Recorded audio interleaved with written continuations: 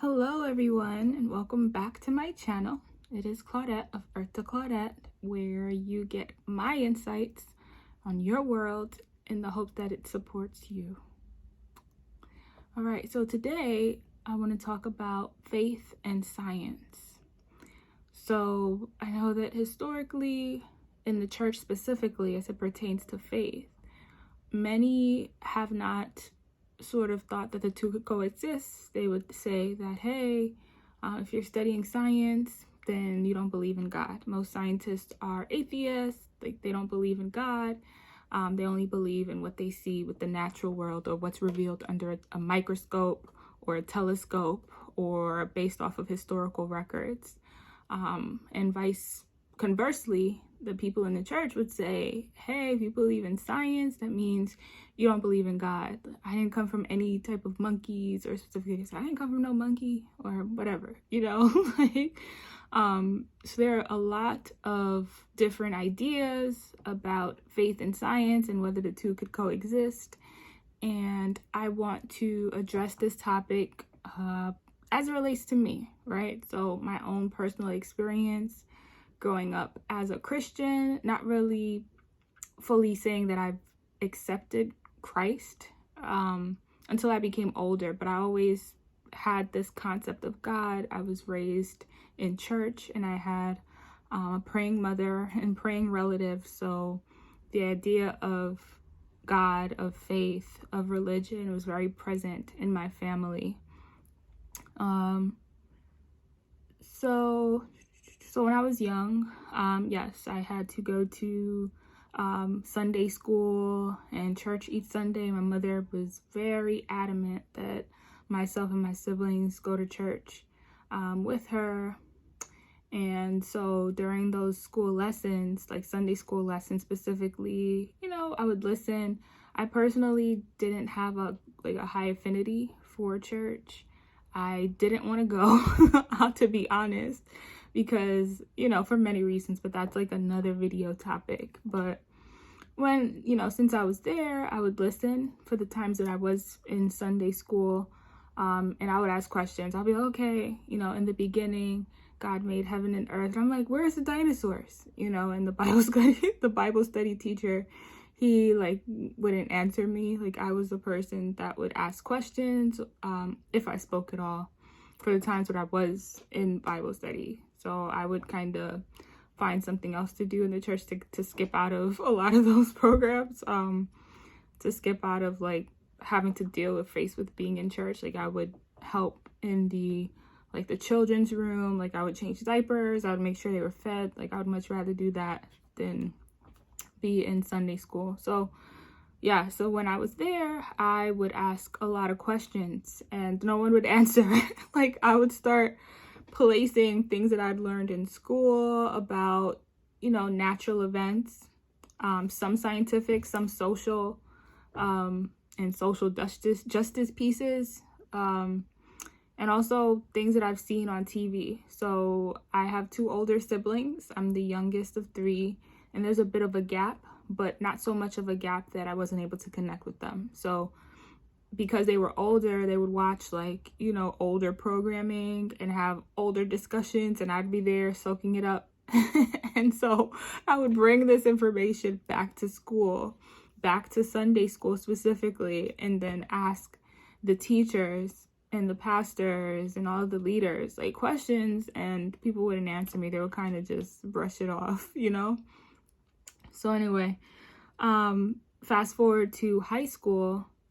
I remember, as it pertains to the career that I have now in the environmental science industry, I recall taking my first ever environmental science class and it just coming alive to me. I didn't realize how much it came alive to me. I had friends tell me hey, you really did great on this exam. I was thinking everyone was getting the grades that I was getting. I was thinking that it was so easy, or it was just so intriguing. I didn't think it was effortless, but I really was able to digest the information and apply it to the exams. And I was like a sponge, just soaking everything in. And I didn't realize it until now that you know, that was kind of an indicator about where my future would lead me, and an indicator that I had a gift in this area.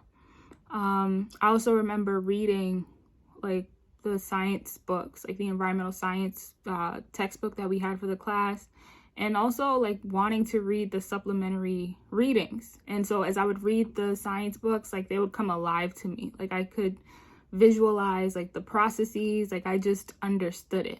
It's like you would tell me one time, like the teacher would introduce a topic and I just understood it. I don't know, it was like a knowing, you know, like, and I felt really intrigued by it, really, you know. And conversely, biology. So I know that this was special because for me, looking back at it now, because I recall in high school, I had a biology course and I was terrible at it. You know, even junior high, I remember a science class where we just studied like general science topics. I excelled in the like, what is that? The table of elements and the chemistry courses. But then when it came to like studying the heart, I would like spend all night studying it and thinking that I had it down pat. But then when it's time to take the exam, like all of it is just like scrambled. So that, amongst other things, was an indicator that I was not meant to be in medicine or, you know, medical school or study human biology, but rather I had a sort of knack and an aptitude for the natural sciences. All right. So fast forward again to college, you know, I started off as a business management major. I figured everything in the world involved some sort of business, so I would just start there. I had also been working while I was in high school. I liked to make my own money. So as soon as I could work legally within the state of New York, I was doing it. So I figured business management was a good bet, a good starting point. But even within the business management courses, we had the required courses, and one of them being atmospheric science, and I took it. And again, I was enamored, I was intrigued, you know, and not so much to my own knowledge, but also as others who noticed it, that I did really well on the exams, and especially for this being a required course, like a lot of the business majors and a lot of my classmates didn't really care for it. They kind of were just there to get it over with because they had to. But I was really into it. Like I would actually read chapters of the book. Like I would read more than the professor would assign to us. And again, this sort of understanding of what was being explained to me. It's like my eyes were opened and awakened to the understanding of everything that was assigned and addressed in the book, in the science books. And so my teacher saw that, and the rest is history. So basically that's, you know, that kickstarted my environmental science career. So my journey with faith, I want to say that I began to take it more seriously once I got into college, and I just wanted good grades. So my most serious prayer that I can recall ever saying was to get good grades, right, going into college, because in junior high school and high school, you know, like I was able to get by. Like I didn't do bad, but I didn't do as good as I could do. My junior high school was a performing arts high school, and so was my high school as well. So I was more intrigued by, you know, playing the violin and taking dance classes and doing those things, and arts classes. I enjoyed my math and science classes, funny enough, but the other things, like I wouldn't put much effort into it, and I would get like a B, you know. But college, I knew that I wanted to excel. Like it was a big deal going to college.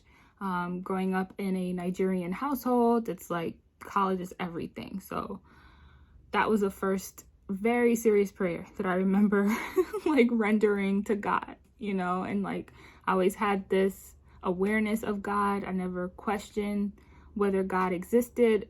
You know, it was just a part of me, ingrained in me since I was a child, and I believe also in myself. So in college, I prayed that prayer, and yes, I hit the ball out the park.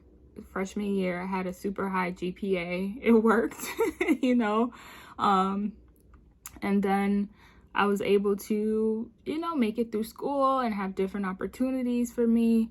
I can't say that I was that deep in prayer or that deep in my faith. I want to say it wasn't until graduate school where, I had some like life challenges and different struggles come up, that my faith evolved, and me really accepting Christ was a thing where I got to know who Jesus was, like outside of God and understanding God, but having that personal relationship with Christ and the Holy Spirit, it didn't really happen, or it wasn't solidified for me until I want to say graduate school, where I had a major life challenge. That's another video coming up, so make sure you stay tuned, as well as even post-grad and even up until now. So it's really a journey. So I say all that to say that faith and science to me can coexist. I've had a career in the sciences now for about 13 years.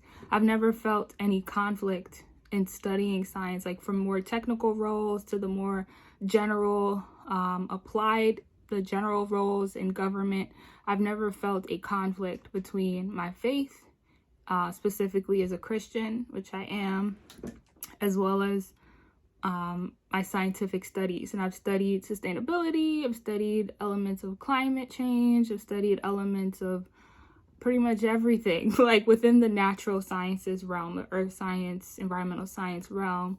And for me, if anything, science just supports the evidence of God.